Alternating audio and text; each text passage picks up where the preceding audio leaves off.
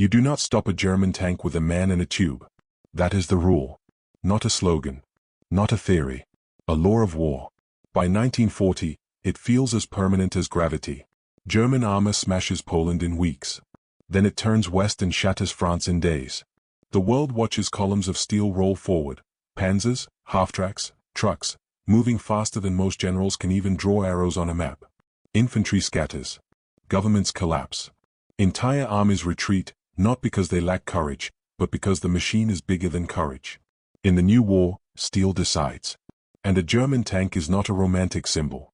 It is a problem with numbers. A Panzer III weighs around 20 tons. A Panzer IV pushes past that. Their armor is measured in centimeters. Their guns kill from well beyond 1,000 yards, sometimes farther depending on the model and terrain. Their optics are sharp. Their crews are trained. Their radio communication makes them coordinated predators. Against that, what do you have? A rifle that cannot penetrate armor. A grenade that can be heard and avoided. A few anti-tank guns that are heavy, slow, and often not where they need to be. You can be brave.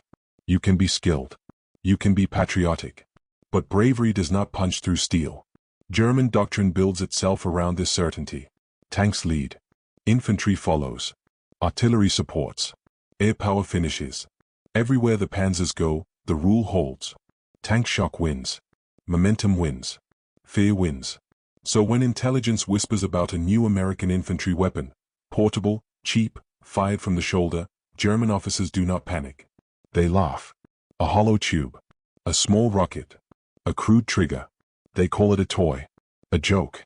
A desperate gimmick from an army that does not understand real war. Something that might scare recruits, but could never threaten trained panzer crews. Because you do not stop a German tank with something one man can carry.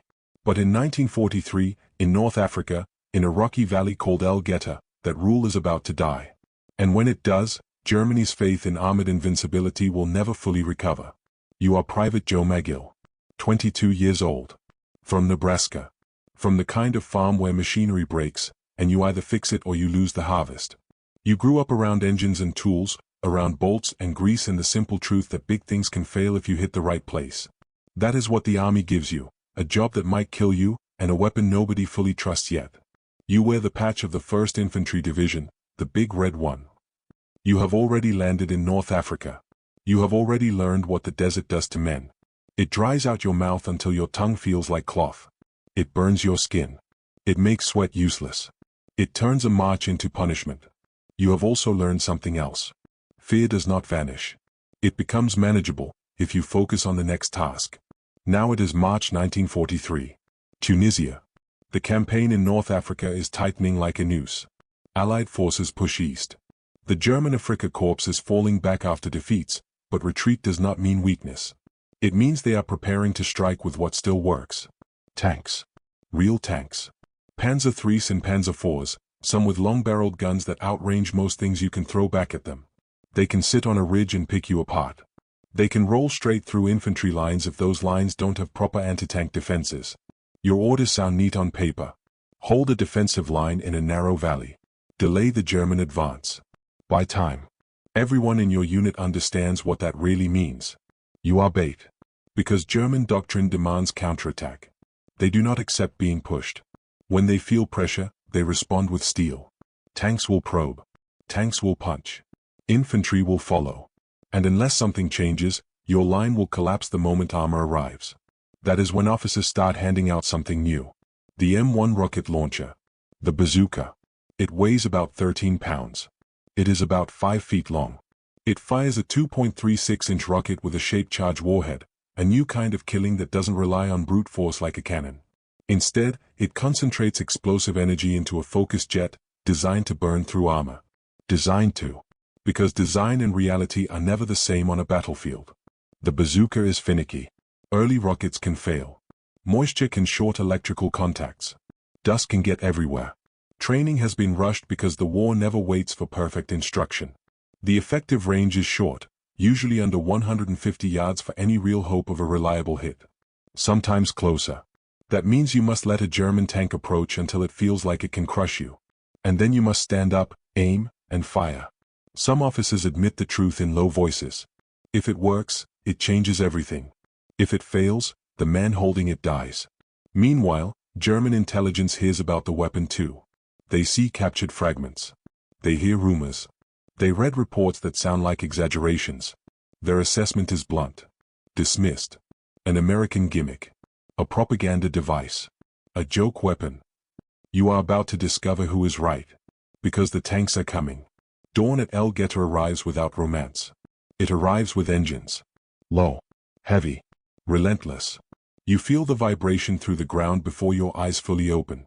It travels up through your boots and into your shins like a warning. The sound grows deeper as steel moves with purpose. Not trucks. Not half-tracks. Tanks. You lie behind a shallow rise of rock and dirt. Your unit has dug in as best it can, foxholes, sandbags, scattered positions that look fragile against what is coming. Then you see them. German armor crests the ridgeline. At least 10 tanks at the front. More behind, shapes in the dust. Infantry ride the hulls. Machine guns sweep the hills. This is not a desperate charge. This is organized, confident, almost casual. It looks like a force that expects you to break. Your pulse begins to hammer. You move with Corporal John Ruka, your assistant gunner. You are the gunner. He loads, spots, keeps you alive. Your bazooka team is not a heroic duo. It is a technical partnership built for one terrifying job. Training floods your mind in fragments. Range under 150 yards. Aim for side or rear. Avoid the front plate. Clear the back blast. The problem is obvious. To fire, you must let the tank approach. 150 yards. The tank grows larger with each second. Tracks grind stone into powder. The gun tube seems to point directly at you even when it doesn't. 100 yards. The lead panzer fires. The concussion slams your chest. Dirt sprays into the air. A shell screams overhead and detonates behind you. The blast pushes hot air across your neck. The smell of cordite and dust fills your mouth like grit. Ruka leans in. Close enough that you feel his breath. Steady. 80 yards. The tank keeps coming. You shoulder the launcher. The rear of the tube is open behind you, dangerous backblast. If anyone stands behind you within a few feet, the blast will burn flesh, throw dirt, possibly kill. Sweat runs into your eyes. Your arms shake. Your throat goes dry. 70 yards. You see the Balkankreis on the hull. You see the commander scanning the hillside, posture relaxed as if he is hunting rabbits. You see infantrymen riding the tank, gripping handholds, weapons ready. They are not afraid of you. Why would they be? 50 yards. This is madness. German doctrine says infantry cannot stop this. German experience says they do not need to fear you. You shift your aim. Not the thick front armor. Not the turret face. You aim at the side, where the armor is thinner. You aim at the area above the track, where a shaped charge might bite into the hull. You take a breath you didn't realize you were holding. You squeeze the trigger. The rocket leaps from the tube.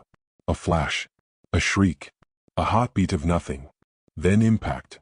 The shaped charge focuses explosive force into a narrow, violent jet, molten metal driven forward at extreme speed. It punches into the panzer's side plate like a blowtorch through steel. The tank erupts. Flame pours from the hatches. Smoke boils upward, thick and black. Crewmen scramble out, burning, screaming. The machine lurches, then stops dead, like a beast finally realizing it can bleed. For a second, the battlefield freezes. Then hell breaks loose. German infantry scatter. Officers shout orders that don't match the situation. A crewman tries to pull a comrade away from the flames and fails. A machine gun stutters wildly into the hills, firing at nothing because fear needs a target. And then, another bazooka fires. Another hit. A second panzer shudders. Its track shears away. The turret jerks and jams sideways. The tank begins to turn and cannot. A trapped animal. The crew inside is suddenly a crew inside a coffin. A third rocket slams into a tank's rear armor, thinner, weaker. The tank detonates violently. 3 tanks disabled in under a minute. You feel the German attack hesitate, just long enough to matter. Tank crews stop advancing blindly. They start searching the rocks. They start looking for the men with tubes. That hesitation is fatal. Because while German armor slows, American artillery wakes up. 72 guns, 105s and 155s, batteries positioned to cover the valley, unleash coordinated fire. The first shells land like doors slamming. The ground shakes. Dust erupts. Steel fragments scream through the air. German formations break. Tanks attempt to maneuver. Infantry dismounts in confusion. Commands are shouted over engines and explosions and the helpless noise of men trying to reassert control. But now the Germans understand something they did not understand yesterday. Infantry is killing tanks. You reload. Your hands tremble. Your fingers feel too thick. Ruka shoves a rocket into position with practice speed. He slaps the launcher like a mechanic slapping a stubborn engine. Another panzer advances. 60 yards. You fire again. The rocket hits. Armor blackens. The tank stops. The first time you kill a tank, it feels like luck. The second time, it feels like a new kind of war. Now German radio traffic fills with panic. Tank crews report rocket guns. They demand infantry screens. They demand protection. They demand guidance. None exists. Because doctrine did not plan for this. Confidence did not plan for this. German commanders are forced to choose, push forward and accept losses, or pull back and admit the myth is broken. By midday, the valley is a graveyard of steel. By nightfall, more than 30 German tanks lie destroyed or abandoned around El Geta, burnt-out hulls, broken tracks, smoke columns rising into the dark. And for the first time in the war, German armored leaders admit something unthinkable. Their tanks are vulnerable. To infantry. At close range. With a weapon they laughed at. But the story does not end with the first revelation. Because the Germans learn fast. And so do you. The failure that nearly kills you. The next day, the valley still smells like burning oil. The Germans probe again. Not as confident. Not as casual. They send infantry forward first, searching the rocks, trying to flush out bazooka teams before armor shows itself. You wait. This is different now. They are hunting you. A tank appears, farther back, using terrain. It stops behind a rise, only the turret visible. That gun can reach you from well beyond your range. You cannot touch it at 300 yards. So you move. You crawl through dust and stone. You keep your profile low. Ruka follows, dragging rockets and keeping his face down. Your canteen knocks against your chest. Your mouth tastes like metal. You find a new position, closer. Too close. But there is no other choice. 100 yards. The tank rotates its turret slowly, scanning. You can almost feel it looking for you. 90 yards. Ruka whispers, now. You shoulder the bazooka. You squeeze the trigger. Nothing. No flash. No shriek. Just a dead click. Your stomach drops. Because now the rule returns. Now you are just a man with a tube. The tank keeps turning. You hear the engine. You hear metal clanking. You hear the small sound of infantry boots on rock as Germans move forward. Ruka swears under his breath and slaps the contact points, yanking a connector, reseating it. Your hands shake. Your arms burn. You feel your heartbeat in your fingertips. 80 yards. The tank pauses. Its gun begins to align. If it fires now, the blast will erase your position. It will turn rock into shrapnel. It will fold your body into the dirt like paper. 70 yards. Ruka snaps. Try again. You squeeze. The rocket leaps. The backblast roars. Dust explodes behind you like a sudden storm. The rocket hits the tank side, high, near the turret ring. The tank jolts. Smoke puffs. Then the turret stops moving. The tank reverses, fast, desperate, pulling back behind cover. It does not explode. Not this time. But it retreats. And in war, a retreat is an admission. You exhale, and only then realize you were holding your breath so long it hurt. That is the moment you understand. The bazooka is not magic. It is a tool. It works when it works. And when it fails, you die. So you become more careful, more ruthless, more disciplined. And the Germans become more afraid. The weapon spreads like a rumor. After El Geta, word moves through the Allied lines faster than any official report. A man can kill a tank. A team can stop a spearhead. An infantry line doesn't have to break. Units demand bazookas. Training intensifies. Officers practice ambush drills. Crews learn where to hit, side plates, rear engine compartments, areas near the tracks. And across the lines, German crews begin to whisper too. They start to weld extra armor. They hang side skirts. They order infantry to walk in front, to screen hedgerows, rocks, rubble. They instruct crews, never drive into close terrain without support.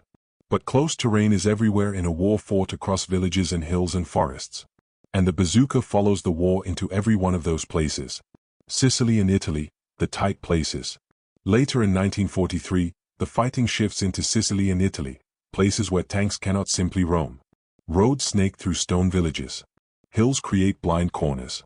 Olive groves hide men with weapons. And now, you and men like you know what to do. The bazooka becomes less of a new weapon and more of a ritual. Find cover. Measure distance by instinct. Wait until you can see rivets and mud on the armor. Fire. Move. Reload. Disappear. German infantry now hunts bazooka teams like predators. They listen for backblast. They search for scorch marks. They shoot at anything that looks like a firing position. So you learn a new kind of courage, the courage of patience. Because if you fire too early, you miss. And if you fire too late, the tank crushes you. Sometimes you hear the tank before you see it, the way you did in Tunisia. The sound is not just mechanical, it is emotional. It is the sound of fear being justified. And then, another revelation hits German crews. You do not need to destroy the tank to defeat it. You only need to disable it. A rocket that blows off a track turns a tank into a stationary bunker. It becomes an obstacle. It blocks roads. It traps other vehicles. It forces the crew to bail out or wait for recovery under fire. In Italy, a disabled tank is often worse than a destroyed one. It becomes a monument to vulnerability. Normandy, the hedgerows that eat tanks. By June 1944, the war changes again. France. Hedgerows. Green walls of earth and roots and tangled foliage that cut fields into small boxes. Tanks cannot see through them. Infantry cannot move fast through them. Every hedgerow becomes an ambush line. German units know the terrain. They set up anti-tank guns. They hide Panzerfaust teams. They place machine guns to cut down any man who stands too high. And yet, bazooka teams thrive here, because hedgerows erase distance. A panther is terrifying at 1,000 yards. But in a hedgerow lane, you might see it at 80. And that is your world. You hear branches snap. You smell damp earth. You feel insects crawl on your neck while you try not to move. You taste fear in leaves and sweat. Then a tank nose pushes through a gap. A German panther. Heavier than anything you saw in Tunisia. Better armored. Deadlier gun. It feels like the Germans have corrected their mistake, built something that should restore the old rule. But hedgerows do not care how thick your armor is. Because the bazooka is not aiming at your strongest plate. It is aiming at your side. You and your assistant team up. One spots. One loads. One aims. The range collapses. 100 yards. 90. 80. You can see mud caked on the track links. You can see scratches on the armor. You can see the commander's head in the hatch for a second before he drops down. You wait for the angle. 70 yards. You fire. The rocket hits the side plate near the engine compartment. Smoke erupts. The panther jerks. It tries to pivot. The engine screams. Then it stops. German infantry around it panics. Some run. Some fire blindly into the hedgerow. Officers shout commands that no longer matter. And you move, because if you stay, they kill you. That is the new dance. That is how the bazooka survives against a smart enemy. Aachen, War in Stone. By late 1944, the war enters cities where every wall is a firing position. Aachen becomes a nightmare of rubble. Buildings are shattered. Streets are choked with debris. Smoke hangs low. Dust coats everything so thick it feels like winter without snow. Here, tanks move slowly, because every corner might hide a rocket. Bazooka teams fire from cellar windows, from broken doorways, from behind piles of bricks. The backblast turns dust into a sudden cloud, betraying your position. So you fire and then you vanish into the ruins. German crews begin to fear the city more than the open field. Because in a city, they cannot keep distance. And distance is their safety. The Ardennes, the desperate winter. Then comes December 1944. The Ardennes. Cold. Snow. Fog. The Germans launch a massive offensive, what you will later hear called the Battle of the Bulge. Their plan depends on tanks punching through American lines, seizing roads, capturing fuel, and moving fast. But the bazooka is now everywhere. American infantrymen, many young, many tired, many freezing, carry tubes that were once dismissed as toys. They lie in snowbanks. They hide behind trees.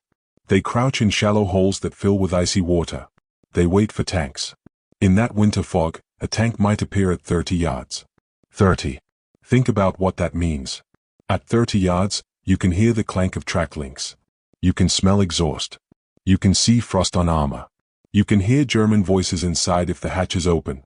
At 30 yards, the tank can kill you without effort. So why do you stay? Because now you know the rule is dead.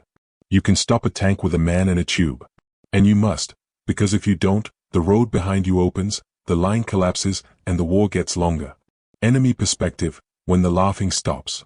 Inside German armored units, the psychological shift is enormous. Early in the war, tank crews drive with confidence. They feel protected. They feel invincible. They fear anti-tank guns and artillery. They do not fear one soldier. But after 1943, that changes. A tank commander now scans hedgerows and rubble piles like a man scanning for snakes. He orders infantry to dismount and screen ahead. He insists on overwatch. He avoids narrow lanes when he can. He keeps moving, because stopping makes you a target. But moving blindly makes you a target too. He cannot win. That is what the bazooka does to the enemy. It does not just destroy tanks. It destroys certainty.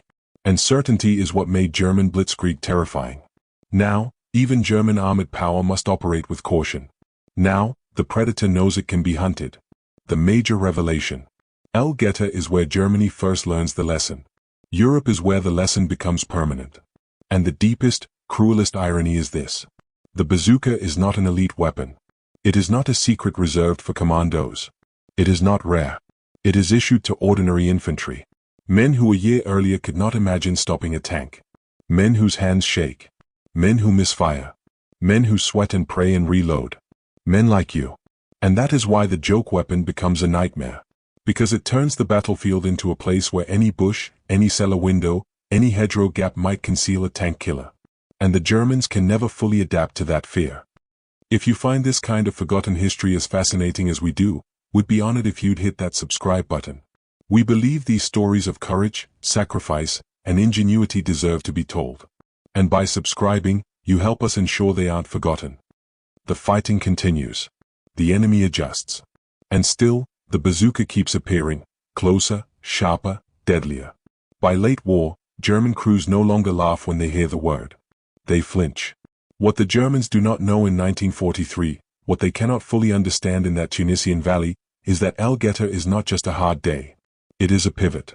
It marks a shift in the balance between armor and infantry that will shape the rest of the war. Tactical ripple, infantry stops being prey. Before widespread rocket launches, tanks could bully infantry unless the infantry had heavy guns positioned perfectly. That meant tanks dictated tempo. After the bazooka spreads, infantry begins to dictate terrain. Because now, if the terrain forces tanks close, villages, forests, hills, hedgerows, infantry gains power. German commanders respond in several ways. More infantry screens. Tanks are ordered to move with infantry walking ahead and beside them, watching the flanks. More armor add-ons. Crews weld improvised plates, add skirts, hang spare track links on hulls to disrupt shaped charges. More caution in close terrain. Tanks avoid narrow lanes and urban streets when possible. New infantry anti-tank weapons. German forces push weapons like the Panzerfaust to restore balance. But every adaptation costs something. More infantry screens mean slower advances. More armor means heavier tanks and more mechanical failures. More caution means fewer breakthroughs.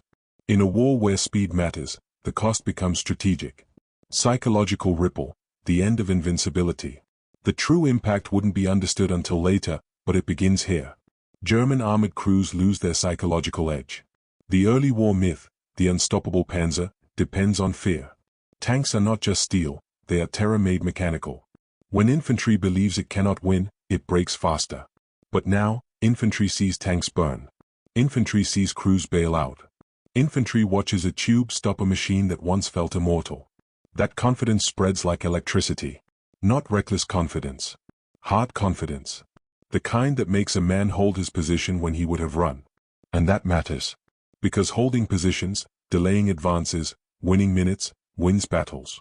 Operational ripple. Battles that shift. In later campaigns, the bazooka's ripple effect appears again and again. In Italy, terrain forces tanks into predictable routes. Bazooka teams turn those routes into ambush lanes. In Normandy, hedgerows compress engagement ranges, making rocket launches far more lethal. In cities like Aachen, rockets fired from tight angles force tanks to rely heavily on infantry support. In the Ardennes, Winter fog and forests create close-range encounters where rocket teams can delay or disrupt armored thrusts. No single weapon wins a world war. But weapons change what is possible. The bazooka changes what infantry can dare to do. Enemy command reaction. German staff officers now write and circulate warnings. They emphasize combined arms. Infantry must protect armor. They demand reconnaissance. They stress that tanks must not enter close terrain alone. And yet, the reality of war refuses to obey staff memos. You cannot always choose terrain. You cannot always have enough infantry. You cannot always see the man with the tube before he fires. That is the nightmare. The bazooka makes the battlefield uncertain. And in uncertainty, mistakes multiply. Germany's armor doesn't stop being dangerous. But it stops being decisive by itself. After 1943, tanks can no longer act like kings. They must act like guests, powerful, but dependent. That shift is one of the hidden mechanics of Allied momentum in the later war. Steel still matters. But now steel must fear the dirt. Joe McGill survives. He returns to Nebraska. He marries. He raises children. He fixes machines and pays bills and lives a life that looks ordinary from the outside. Like many veterans, he rarely speaks about Tunisia. Because how do you explain it? How do you explain the moment you watched 40 tons of steel burn because you pulled a trigger on a weapon everyone called a toy? How do you explain the sound, metal popping in fire, ammunition cooking off inside a tank, men screaming through smoke? How do you explain that you lived because a cheap rocket worked, and that you almost died when it didn't? But the weapon does not disappear into silence. The bazooka becomes the ancestor of modern shoulder-fired anti-armor weapons across the world. The principle remains. One soldier. One shot. A focused blast that defeats armor not by brute force, but by precision. RPGs will follow. Laws will follow. Guided missiles will follow. The technology evolves, but the psychological lesson remains the same. No machine is invincible. Not if a human can carry the counter. To this day, armored commanders train with that lesson burned into doctrine. They train for close-range threats. They train to fear the flank. They train as if any hedgerow could hide a rocket. Because history taught them to. And it all traces back to a valley in North Africa, where Germany's confidence met an American infantry team that refused to accept the old rule. A young private from Nebraska. A corporal beside him. A tube on a shoulder. A rocket screaming across 50 yards. If this story moved you, please hit that like button. Every click tells the algorithm this piece of history is worth remembering. We're dedicated to rescuing these forgotten stories from the archives. If you want to join us on this mission, please subscribe and turn on notifications. Where are you watching from? Drop a comment with your city or state, and tell us if someone in your family served. Thank you for ensuring that Joe McGill and the men of the 1st Infantry Division do not disappear into silence. They deserve to be remembered.